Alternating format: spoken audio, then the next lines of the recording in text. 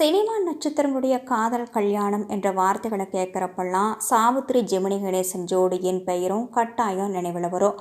அதுவும் நடிகர் திலகங்கிற படம் வந்ததுக்கப்புறம் இந்த ஜோடியின் காதல் வாழ்க்கை பற்றிய பேச்சுகள் அதிகரிச்சிருச்சு.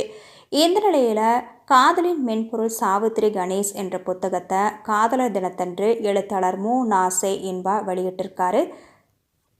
ஒரு சக்சஸ்ஃபுல் கதாநாயகி என்ற பிம்பத்தை தாண்டி சாவித்ரி தன் கணவர் ஜெமினி மீதான காதலை எப்படியெல்லாம் வெளிப்படுத்தியிருக்கிறார் என்பதை இந்த பதிவில் பார்க்கலாம். மனம் போல் மாங்கல்யம் படத்தில் நடிக்கிறதுக்காக சாவித்ரி வரப்போ அவருக்கு தமிழ் கற்றுக் கொடுத்தது ஜெமினி கணேசன் தான். சாவித்ரிக்கு அப்போ 16 வயசு. ஜெமினியின் நாசுக்காக பழகும் விதம் அவரை ஈர்த்திருக்கு. அதுதான் பின்னால் காதலாக மலர்கிறது. காதல் கணவருக்காக அவர் கட்டிய வீட்டில் இருந்த நீச்சல் குளத்தை அதே காதலுக்காக உடைத்து நொறுக்கிய சம்பவமும் சாவித்ரி வாழ்க்கையில் நடந்திருக்கு. அந்த நீச்சல் குளத்தை கட்டிய விதத்தில் வாஸ்து சரியில்லை, அதனால தான் உங்களுக்கும் கணவருக்கும் இடையில் பிரச்சனைகள் வருது என்று ஜோதிடர் ஒருவர் சொல்ல, மறுநாளே அத்தனை காலம் குழந்தைகளுடன் ஆனந்தமாக ஆடிப்பாடிய அந்த நீச்சல் குளத்தையே இடித்து மூடியிருக்கிறார். அந்த அளவுக்கு கணவர் மேல் காதல் கொண்ட மனைவியாக இருந்திருக்கிறார் நடிகர் திலகம்.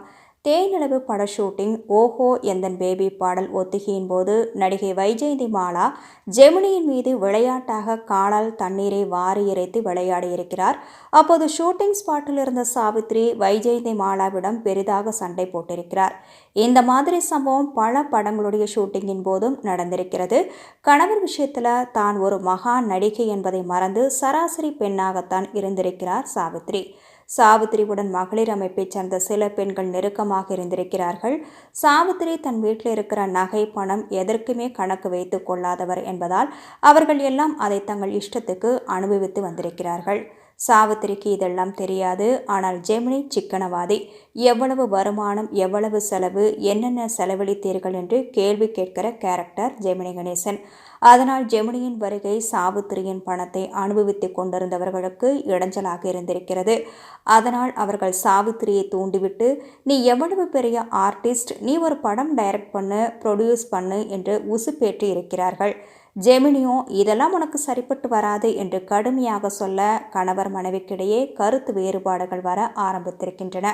இதற்கிடையில் அந்த மகளிர் அமைப்பை சேர்ந்த பெண்கள், நீ பெரிய ஆளாகிடுவேன்னு உன் கணவருக்கு பொறாமேன்னு ஏற்றிவிட, அதன் விளைவாகத்தான் ஜெமினியை தன் வீட்டுக்குள் வரக்கூடாது என்று சொல்லிவிடுகிறார் சாவித்ரி. அதன் பிறகு சமாதானமாகிறார்கள். ஜெமினி வேறொரு நடிகையுடன் பழகுவதை தெரிந்து கொண்ட பிறகுதான் கணவரை கூர்காவை விட்டு விரட்டிய சம்பவங்கள் எல்லாம் நடந்திருக்கிறது. இந்தோனேஷியாவில் நடந்த சர்வதேச திரைப்பட விழாவில் திரையிடுவதற்காக மிஸ்ஸி அம்மா, பாவ மன்னிப்பு, பாசமலர் ஆகிய 3 படத்தையும் தேர்ந்தெடுக்கிறார்கள். அந்த விழாவில் சாவித்ரி, ஜெமினி கணேசன் உள்ளிட்ட பல்வேறு மொழிகளை சேர்ந்த திரைக்கலைஞர்கள் பங்கேற்றிருக்கிறார்கள். அந்த விழாவில் நாகரிகம் கருதியும் கணவரின் வேண்டுகோளுக்காகவும் சிறிதளவு ட்ரிங்க்ஸ் எடுத்துக்கொண்டிருக்கிறார் சாவித்ரி. பின்னாளில் ஜெமினி வேறொரு கதாநாயகியுடன் நெருக்கமாக பழகுவதாக கிசுகிசுக்கள் வர, அதன் பிறகுதான் வெறும் நாகரிகத்துக்காக தொட்ட மதுவை அடிக்கடி தொட ஆரம்பித்திருக்கிறார் சாவித்ரி. அதுவே அவரை மரணம் வரை அழைத்து சென்றிருக்கிறது.